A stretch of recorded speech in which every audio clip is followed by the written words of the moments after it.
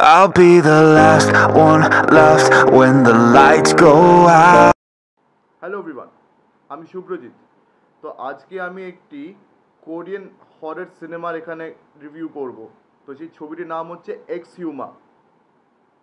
তো আর কি x humour গল্পটা সম্বন্ধে একটু বলি। তো আর কি একটা মানে খুবই রিচ একটা ফ্যামিলি রয়েছে, ফিলদি রিচ বলা হয়, filthy rich family, Korean family. তারা ইউএসএতে সেটেলড অনেক বছর ধরে।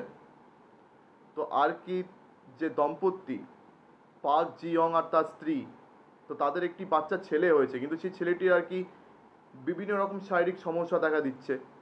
সে কখনো অজ্ঞান হয়ে পড়ছে, কখনো সে ঠিকভাবে শ্বাস নিতে পারছে না। তো আর কি ওনার বাবা পার্ক জিয়ং, ওনার একটা ভয় যে ওনার আর কি দাদুর আত্মা উনি সন্তুষ্ট নন, মানে ওনার যে ঠাকুরদা উনি আগে মারা গেছেন, তো ওনার আত্মা আর কি সন্তুষ্ট নন, উনি হয়তো সেই বাচ্চাটিকে বিরক্ত করছেন আর কি তাদের উপরে তিনি রেগে আছেন। তো এইটি ভেবে তিনি আর কি দুটো কোরিয়ান শামানকে ডাকেন। তো কোরিয়ান ভাষার শামান মানে মানে এক ধরনের এক্সরসিস্ট বা ওঝা বলতে পারেন, যারা আর কি ভূত তাড়ায়, যাদের কাজ হচ্ছে ভূত তাড়ানো। মানে একদিকে তাদের ভূত তাড়ানোটাই তাদের কাজ। তো শামান মানে ওদের ভাষায় এক্সরসিস্ট। তো যাই হোক, তো আর কি শামান বলতে একটা মেয়ে রয়েছে আর তার একটা অ্যাসিস্ট্যান্ট, মানে সে ছেলে। তো তারা দুজন একসঙ্গে কাজ করে। তো তারাও আর কি সব দেখলো, দেখে টেকে বললো আর কি যে ওনার ঠাকুরদা সত্যিই খুব অসন্তুষ্ট রয়েছেন, মানে এখনই যদি এই সমস্যার সমাধান না হয় তাহলে এই বাচ্চাটিকেও আর কি মারা পড়তে হবে। মানে গ্রেভস কলিং ওরা বলছে, মানে বাচ্চাটিকেও আর কি মারা পড়তে হবে যদি এখনই সমস্যার সমাধান না হয়। তো আর কি পার্ক জিয়ং উনি চান যে ওনার যে দাদুর মানে ওনার যে ঠাকুরদা যে কফিন, সেটাকে যাতে রিলোকেট করা যায়, যাতে উনি এবার তুষ্ট হন। মানে যে লোকেশনে আর কি ওনার ঠাকুরদার কফিনকে আর কি পোতা হয়েছে, সেটি নিয়ে আর কি তাদের আত্মা সন্তুষ্ট হননি। তো সেটাকে আর কি তিনি চাইছেন যে এটাকে যেন এবার রিলোকেট করা হয়। তো এই পুরো প্রসেসকে অ্যাকচুয়ালি বলা হচ্ছে এখানে এক্স হিউমা। মানে আগে খুঁড়ে খুঁড়ে সেই কফিনটাকে বার করো, তারপরে বার করে সেটাকে অন্য জায়গায় আবার রিলোকেট করা, বা ওটার আর কি ক্রিমেট করে দেওয়া। যাই হোক, তো এই পুরো প্রসেসকে এখানে এক্সিউমা বলা হয়। তো এটা খুবই একটা রিস্কি প্রসেস। তো এখানে আর কি অনেক কোরিয়ান ব্যাপার স্যাপার আমরা দেখতে পাচ্ছি, কোরিয়ান আর কি মাইথোলজি বা কোরিয়ানের যত অকাল্ট থিমস বা ওদের মিথিক্যাল এলিমেন্টস, এগুলো সব আমরা দেখতে পাই। তো এই প্রসেসে আর কি তাদের দরকার পড়ে একটা মর্টিশিয়ানকেও, আবার একটা জিওম্যান্সারকে। তো এখানে জিওম্যান্সার হচ্ছে মানে মানে ওই লোক, মানে জিওম্যান্সার বলতে যে আর কি মাটি পরীক্ষা করে, মাটি জায়গা সব পরীক্ষা করে আর কি উনি ঠিক করেন যে এখানে আর কি এই পার্টিকুলার বিল্ডিংটা তৈরি হবে কি হবে না। এই যেমন আমাদের ভারতীয় সংস্কৃতিতে রয়েছে না বাস্তুসাপ বলে ব্যাপার, যে আর কি বাড়িটা আর কি এই জায়গাতে তৈরি হওয়া উচিত কি না, এই জায়গাটা অভিশপ্ত কি না, এই জায়গাটা ভালো কি না, বাড়িতে মানে কোন জিনিসটা কোন দিকে থাকতে হবে। বাস্তুসাপ অনেকটা ওই কনসেপ্ট, ওই জিওম্যান্সার আর কি ওই কনসেপ্টটাকেই ফলো করেন আর কি।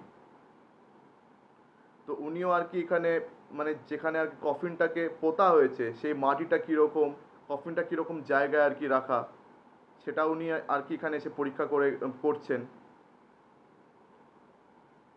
তো আর কি এই প্রসেসে কিন্তু অনেক রকম তাদেরকে বিপদের সম্মুখীন হতে হয়। কেন জিওম্যান্সার তিনি বার করেছেন যে যে জায়গায় আর কি কফিনটাকে পোতা হয়েছে, সে জায়গাটাই কিন্তু নাকি ইটসেলফ অভিশপ্ত একটা জায়গা। মানে এরকম জায়গাতে কফিনটা পোতার কিন্তু কোনো দরকার ছিলই না, উচিতই হয়নি। মানে আরও যত গল্পটা এগোচ্ছে আমরা আরও ভালোভাবে বুঝতে পারছি রহস্যটা কী। মানে ওনার ঠাকুরদার আর কি কফিনটাকে এখানে কেন পোতা হলো, কে বললো ওখানে পুঁততে, আর যে বলল সে আসলে কে, আর কেনই বা ওদের ঠাকুরদা এই সময় রেগে আছেন, তার ভিতরে আর কি গল্প, অনেক কিছু আর কি এখানে আর কি আস্তে আস্তে রিভিল হচ্ছে। কিন্তু সেগুলো এখানে তো বলতে পারবো না, সেগুলোর জন্য আপনাকে সিনেমাটা অবশ্যই দেখতে হবে। তো এখানে আরও অনেক কিছু মানে ব্যাপার স্যাপার রয়েছে, যেগুলো আর কি ডিরেক্টলি অন দ্য ফেস আপনাকে কখনো বলা হচ্ছে না, এগুলো আপনাকে বুঝে নিতে হবে। এই যেমন আর কি যে জিওম্যান্সার, উনি আবার ফেং শুইয়ের মাস্টার।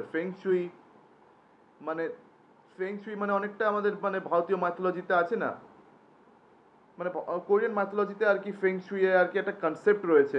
আমাদের ভারতীয় মাইথোলজিতেও এই ধরনের কিছু কনসেপ্ট রয়েছে। আমাদেরও যেমন একটা পঞ্চমহাভূত কনসেপ্টটা রয়েছে, ওদেরও ইং ইয়াং কনসেপ্টটা রয়েছে, যেখানে পঞ্চমহাভূত এই ব্যাপারটা পড়ে। আর তাছাড়া ফেং শুইও কিন্তু একটা ওই ধরনের একটা কনসেপ্ট।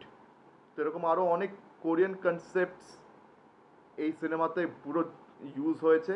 আর তাছাড়া আরেকটা যেটা বিশাল বড় মেসেজ, সেটা হচ্ছে কোরিয়া জাপানের মধ্যে যে পলিটিক্যাল শত্রুতা, এরা যে আর্চ রাইভালস, এই জিনিসটাও কিন্তু এই ছবির মধ্যে খুব সুন্দরভাবে আর কি মোল্ড করে দেখানো হয়েছে। জাপানের থেকে আর কি নর্থ কোরিয়া সাউথ কোরিয়া আলাদা হয়েছে, তো জাপান কিন্তু কোরিয়ানদের সহ্য করতে পারে না। তো এই জিনিসটা আর কি খুব সুন্দরভাবে এই ছবিতে এমবেডেড করে দেখানো হয়েছে। তো আর কি এরকম আরও অনেক ব্যাপার স্যাপার রয়েছে এই সিনেমাতে। মানে এটা মানে যেরকম হরের ছবি আমরা দেখে এসেছি, এটা কিন্তু সেই ধরনের হরের ছবি নয়। মানে এটা তার থেকে অনেক আলাদা। এখানে অনেক রকম আর কি আমরা পলিটিক্স দেখতে পাচ্ছি জুড়ে আছে, তার সঙ্গে সঙ্গে আর কি ডিসেপশন, বেইমানি, অনেক কিছু জুড়ে আছে, রহস্য জুড়ে আছে। এই গল্পের মধ্যে আর কি Korean occult themes, Korean mythology, Korean mythical elements, এই সব কিছু এখানে জুড়ে রয়েছে। তো তো এগুলোকে সুন্দরভাবে এমবেডেড করে এই কোরিয়ান ছবিটি তৈরি হয়েছে। তো এটা মানে আমার খুবই ভালো লেগেছে দেখতে। অ্যান্ড প্লাস এখানে যে মানে হরর এলিমেন্টসগুলো রয়েছে, সেগুলো সত্যিই খুবই স্কেরি। মানে সেগুলো কিন্তু খুবই স্কেরি লেগেছে দেখতে। মানে সেগুলো যথেষ্ট ভয় পাওয়াবে আপনাকে, মানে একটা আনইজি ফিল করিয়ে দেবে আপনাকে, মানে খুবই আনইজি ফিল করাবে। আর আপনি কিন্তু ভয় পাবেন। তো ডেফিনেটলি হরের ছবি মানে আপনাদের সবাইকে সাজেস্ট করবো যে আপনারা আর কি অন্ধকার ঘরে এই ছবিটি অবশ্যই দেখুন।